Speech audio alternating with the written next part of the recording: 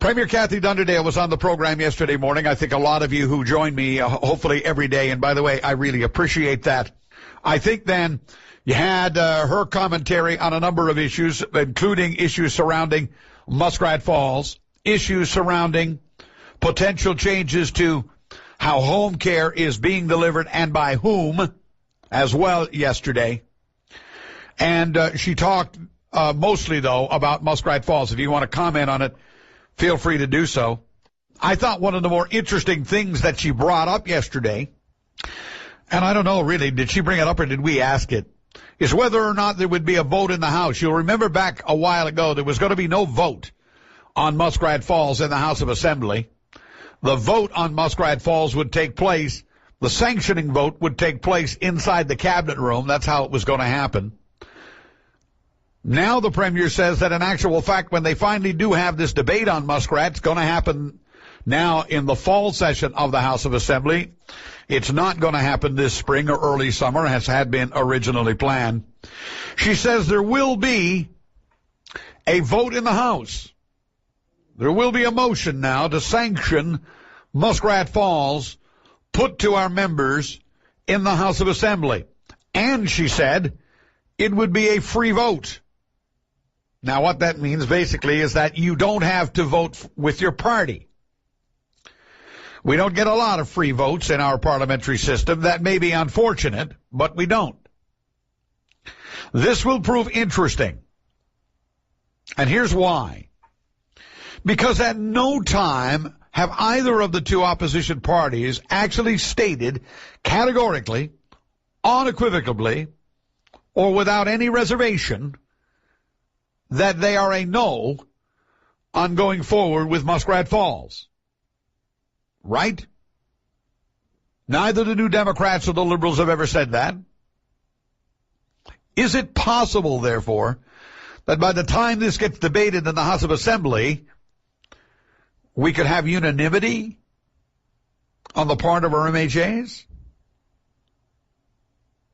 Government is now planning to send out a pamphlet to residents in the province as to the why Muskrat Falls development is actually necessary. Premier Kathy Dunderdale says it's not so much a public information campaign as it will be a pamphlet containing a list of facts. Those facts will be drawn from the Manitoba Hydro Report, which is now going to be out later this summer. This is the report. They have been given to the fall now to get this report done. And it almost seems, and I know the Premier disagreed with this yesterday, but it almost seems as if the local Public Utilities Board in Newfoundland and Labrador should have been given the same amount of time. And that when they asked for that delay, wouldn't it have been better had the province simply said, well, look, wait for the decision gate 3 numbers, the new numbers that have to be attached to this, and then file your report. All right. They're sending out this flyer. Some people will say it's propaganda. I have no doubt. Other people will say it's a good idea for sure. Now, the Liberals think the flyer is a good idea. Party leader Dwight Ball says he's interested to see the details of this project himself. He says he'd like to see a balance, though, in the brochure. He'd like the brochure to provide accurate information on Muskrat and the other options. The other options being obviously natural gas, wind, and what they call the isolated island option of generating small hydro developments on the island and using it instead of the one bigger development at Muskrat Falls. What are your thoughts on it? Here's what the question of the day is at VOCM.com. I think it's a good question. Do you think the province's plan to produce an information pamphlet on Muskrat Falls is a good idea? Why or why not? Claudette Barnes, the co-host on the morning show on VOCM, referred to it this morning and said maybe they're going to call it Muskrat Falls for Dummies. You know, all those books they've got out? Maybe they'll do that for us. And it'll be produced like that, and it'll be called Muskrat Falls for Dummies. All right, what do you think? Do you think the province's plan to produce an information pamphlet on Muskrat Falls is a good idea? Why or why not? Don't know how I'd vote on that right now. How could it really be a bad idea, I guess, you know? And I think we will accept that it's going to be a little one-sided. I think we can say that. That while it will present a list of facts, you can't help but think that the brochure unavoidably, I suspect, is going to have built into it a bias in favor of Muskrat Falls. It's not simply going to be, here are the facts, ma'am.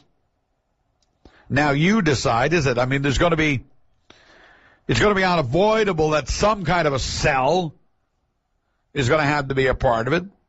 I think that's to be expected. Anyway, your thoughts on any of that? Love to hear from you on it this morning.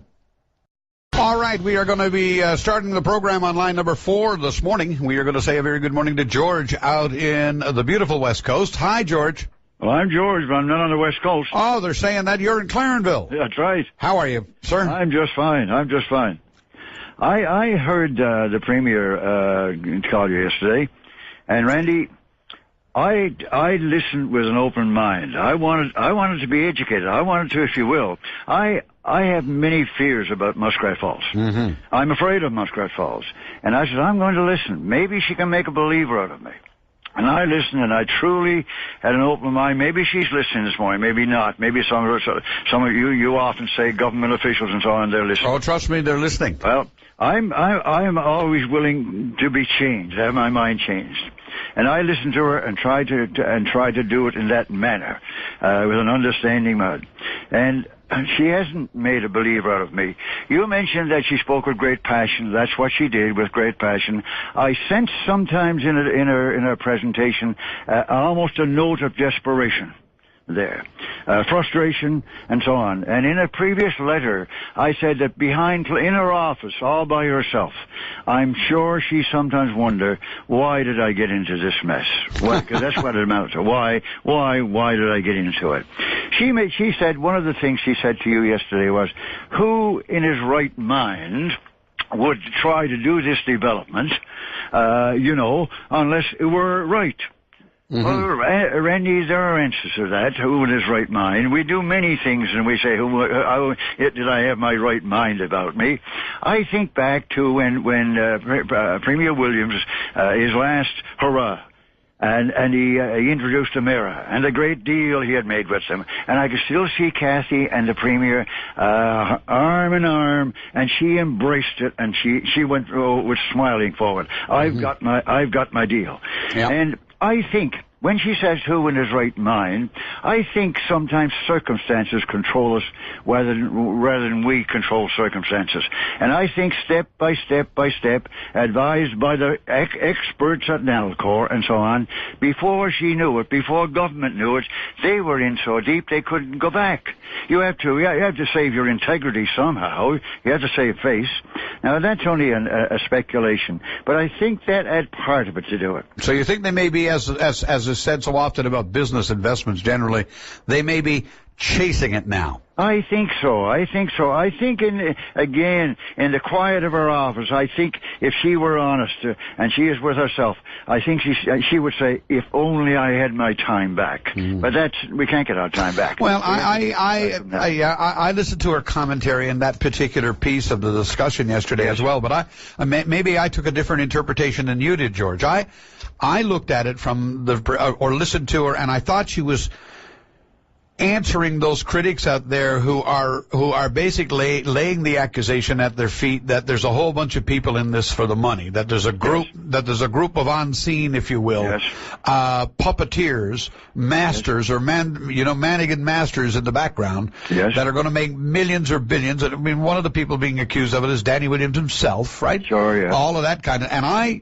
interpreted what she was saying was, look, all of these people at Nalcor, all of us in government, we're Newfoundlanders and Labradorians first. Mm-hmm. Why would we ever engage in a project of this magnitude if we honestly thought that it was going to do, irreparable harm to Newfoundland? That's where I came from. Okay. That's how I interpreted what she was saying. Sure. Well, as I listened, I was I'm looking at my light bill for the past month, Randy. It's $389. There you go.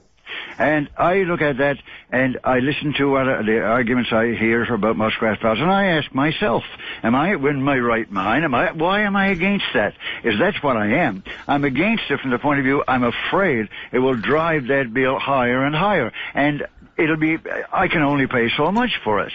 Anything in this world is only worth so much. Yeah, but if they're giving you assurances, right? Yes, If they're giving you comfort that in actual fact, your bill is going to go up anyway. Yeah, so I understand that. But now, okay, let's just backtrack a minute. She said, okay, she talks about an Alcor and so on. Mm-hmm. She mentioned in one place, she named 2 or 3 people, Ron Penny, Dave Vardy, Des Sullivan, and so on. I think that was a mistake on her part. When she mentioned them, immediately the message that I got was, oh boy, they're nettling you. They're saying something which might be close to the truth. Because, Randy, if what they said mattered not, you wouldn't even mention them. These people have some intelligence, you know, and you can't, and I would say to the Premier, don't discount George Martin. I'm not a dummy. And I'm only a regular taxpayer, but I have a bit of common sense. I try to keep up to date on what I hear going on. So what do you think of the question of the day and the province's plan? Well, let me get back once over here. One thing that she sort of shooed away in a sense, I cannot understand. Government now is engaging Manitoba Hydro to do this intensive study. Yep. Randy, costing millions and millions of dollars. In my heart, I say to myself, that's a waste of time. Manitoba Hydro has already endorsed it. They're being paid now, and they're going to do another one. And you know, and the Premier knows, or at least I think they know, and all of us know, it's going to be exactly the same, but in another language. They're going to endorse this. This is the one. This is the cheapest, and so on. Right? But by doing that, the Premier has shut out altogether the Public Utilities Board, and I think that's where she's lost me. She's lost my faith from altogether right there. The Public Utilities Board, they're the independent body. They're not against it or for it or anything. They're our watchdog. They're there, and she sort of pushes them aside. Now the picture because, they want to go to Gate 2 or something in June. Forget this Gate 2. For Manitoba Hydro, that they can have all the time in the world. It could be the fall. It could be the end of the year. Pub, if she had come back and said, all right, Pub, I want to do that. That's where she's lost me right there. That's our watchdog. That's the one right there. Let's hear the Pub, what they had to say. She talks as if that Andy Wells, he's a chair, that basically not saying it, but he's a chair, and he's against this anyway. I won't say it on the airways what that is to me. You know, they are the ones. If she had them, then I would say, Premier, you've got me. You've got me. I will listen to you now. If all of the opposition parties at the end of the day, the 2 opposition parties are all members of the House of Assembly, or a huge majority of them, all vote in favor of this project, would your fear be lessened? Would you be a little more comfortable? No, listen, let me come to that. I'm upset the Premier pushing the Pub out of the picture altogether. No. Now, I'm equally upset in a sense that the 2 opposition parties think that this is fine. This is great. Maybe I've got it all wrong, Randy. Maybe I'm thinking about the Pub, and maybe I don't know what I'm talking about. But I don't hear a thing from Mr. Wall or the NDPs. None of them. It's all great. It's all great. Come on, let's go with Manitoba. And the Premier mentions a leaflet coming out now stating the facts. But it's coming from Manitoba Hydro. Well, sure, we know them. We know what it's going to be. That doesn't cut much ice with me at all. Okay. I'm still looking at my bill, $389. And saying, how much more can I pay? I hear you. How much more? So if you want to convince me, government, if you want, I don't know if there's any way to convince me, I want what's good. I'm not against Muskrat Falls. If that's the best thing and it will permit me to live, I don't want them to permit me to drive me out of my house. I can't heat the house, for goodness sake. And also, people in government, Randy, they are making wages, salaries, that this doesn't matter to them. And in a sense, they can't identify with George Martin. I'm not a pauper, Randy. I'll get by. But I'm just an ordinary citizen. And I think I'm speaking for hundreds of thousands of Newfoundlanders this morning. They're not hearing me, but I think I'm speaking for them, who find it hard to meet their bills. And they got to watch every dollar. And the people in the House of Assembly, now they're talking about going to raise their salary. They got to look at it again now. It's a new, according to legislation. I won't get into that because that makes one sick, in a sense, to talk about that.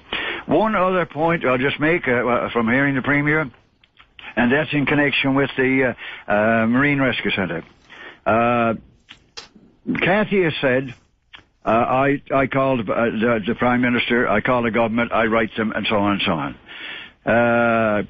Premier Dunderdale, remember the adage, justice must not only be done, but be seen to be done. Mm-hmm. And if you write and you call and so on, no one knows about that.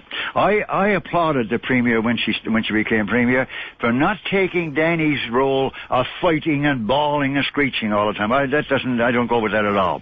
But I think she's gone overboard the other way now. We hardly hear anything now. There's a middle of the road you can take there, and this morning, I heard her this morning a clip from a clip from her where she said that she's heard from them, and everything will be handled from Halifax. Well, if this is true, if this is the sense of the government, basically anything federal in Newfoundland, let's transfer it all to Halifax. Mm-hmm, we don't need any of it. Yeah. Transfer, and I don't buy that. There's something wrong there, Randy. And George, in connection with the Marine Rescue Center, what price, I said to myself, what price muskrat? Is this tied in with that? If there were no muskrat falls on the carpet at all, none, would our government be taking the same attitude towards the closure? I doubt it, Randy. I doubt it. Maybe my doubts are unfounded, but I doubt it. We'll ask others if they agree or disagree with that. George Martin, it is good to speak with you, sir, always. Have yourself a safe weekend. Thanks for the time to express these few feelings. I appreciate it, sir. Take care. Thanks, Randy. Bye-bye. And have a good golfing season. I will do that. The course out here is open this morning. I'm coming soon. Yes, good for you. Take care, buddy. Bye now. Bye-bye. George Martin talking about the whole... I think he's articulated maybe the position of an awful lot of the people in the province on it. What do you think of that? And as it relates to the Marine Center closing, he says he wonders if there were no Muskrat Falls, would our approach to what happened to the sub-center in St. John's, would our approach have been different? There's something to ponder.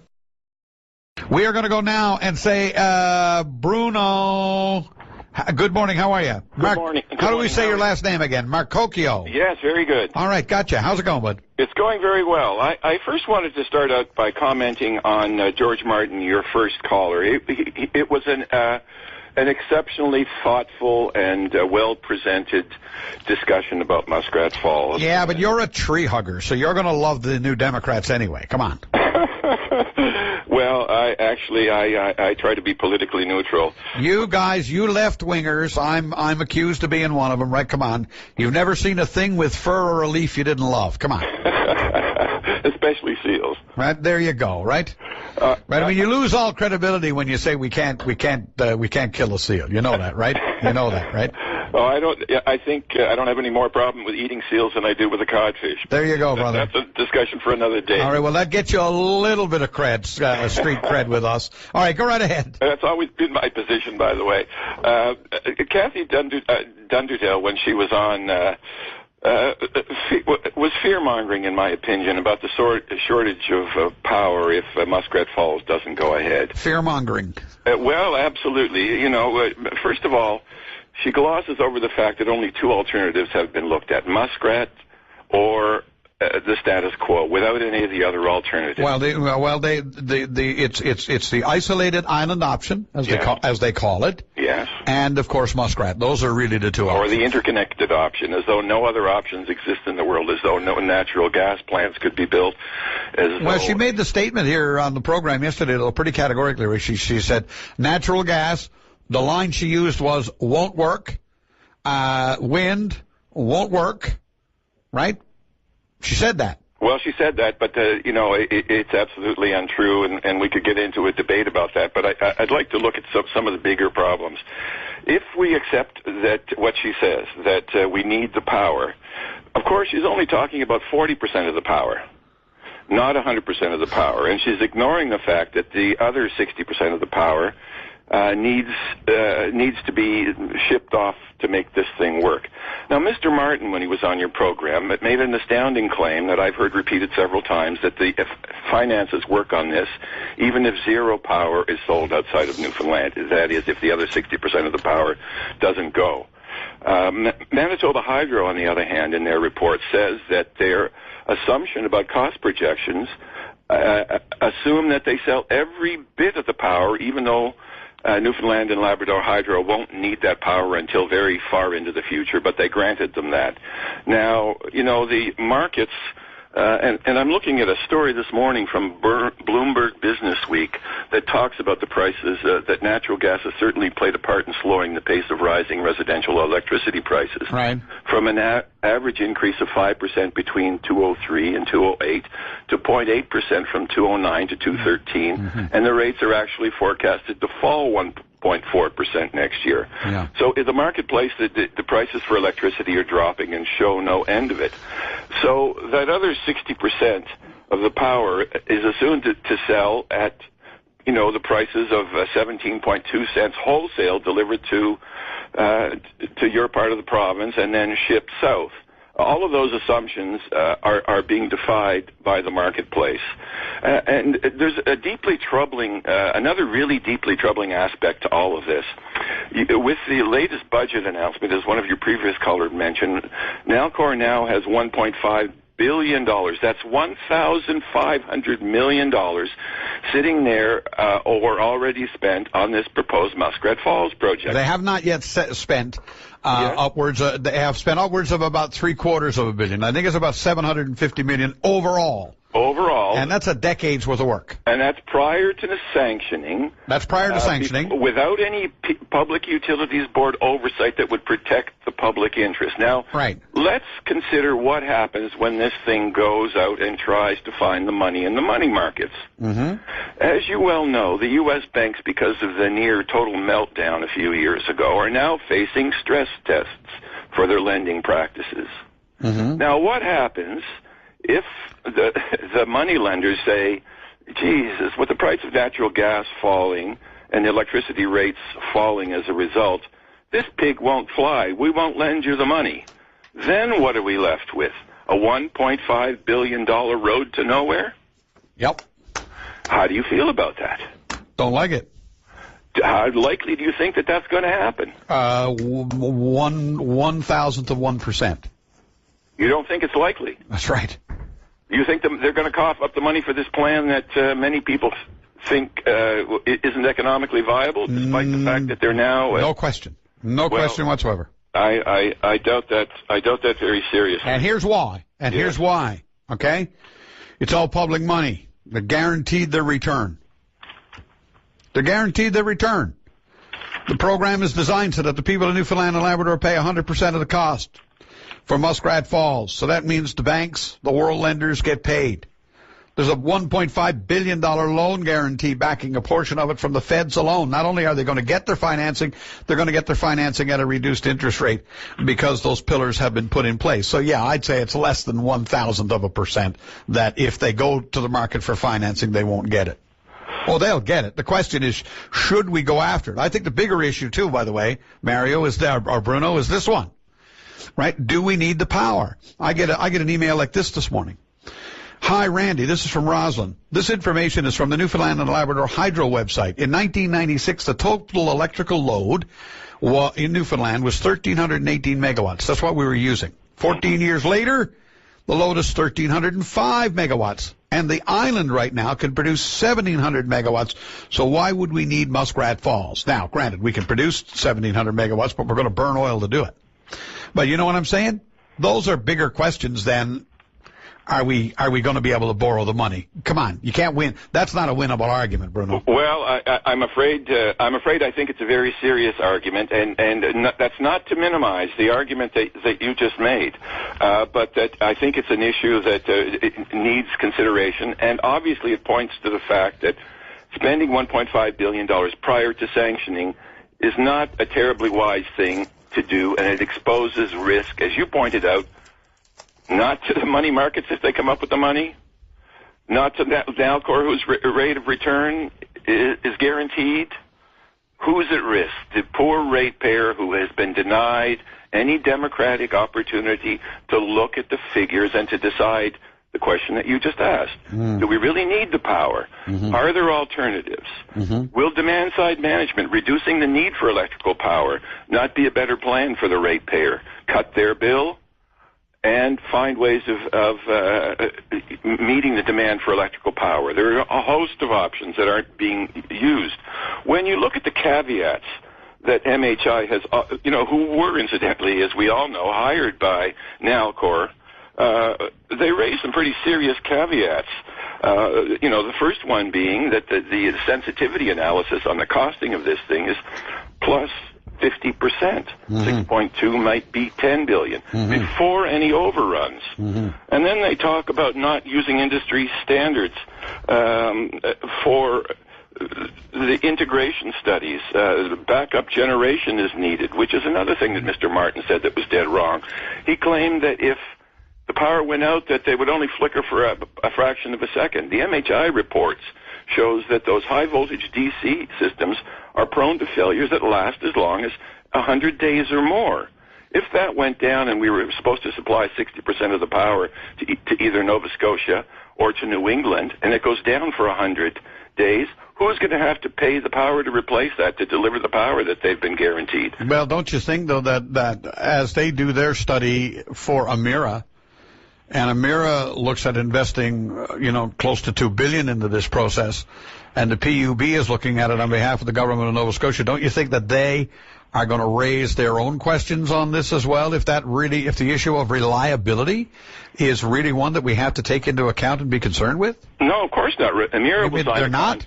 Emera will sign a contract for the power, and if things go wrong, it will be Nalcor's responsibility to provide them with that power. Bruno, that argument you're making is, well, quite frankly, it's stupid. It is the equivalent of saying, I don't mind driving fast because I'm insured.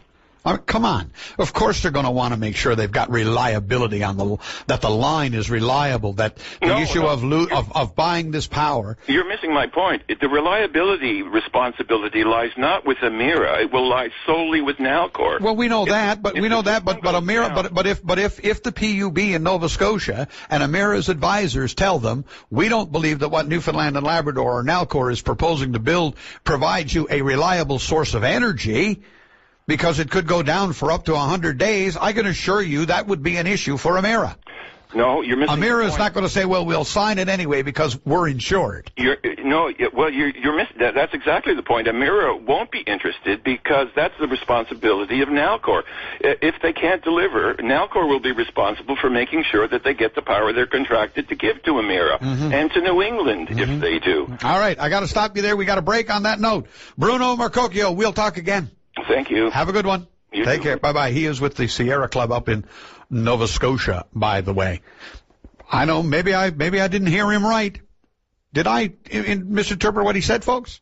All right, we are back. Got some very interesting emails coming in here. Good morning, Randy. Just a quick note. I work in Lab West. There are 2 new mines coming online in the next few years.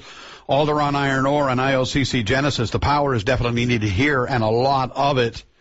Okay, that's interesting. Jerry writes, he says, look at page 59 in the PUB report. Nalcor is selling 100% of Muskrat Falls power to Newfoundland Labrador Hydro.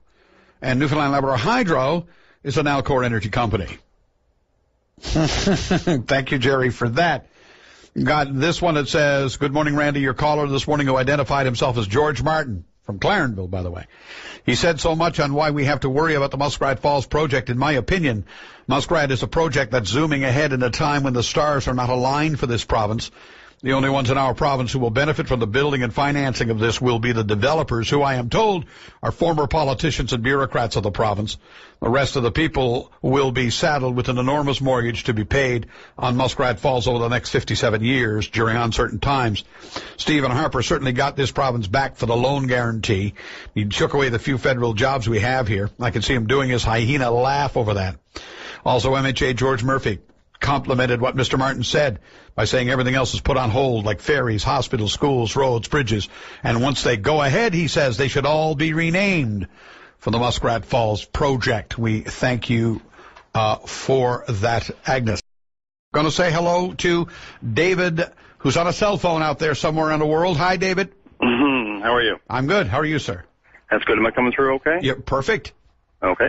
A few weeks, this is kind of Muskrat Falls related. Yep.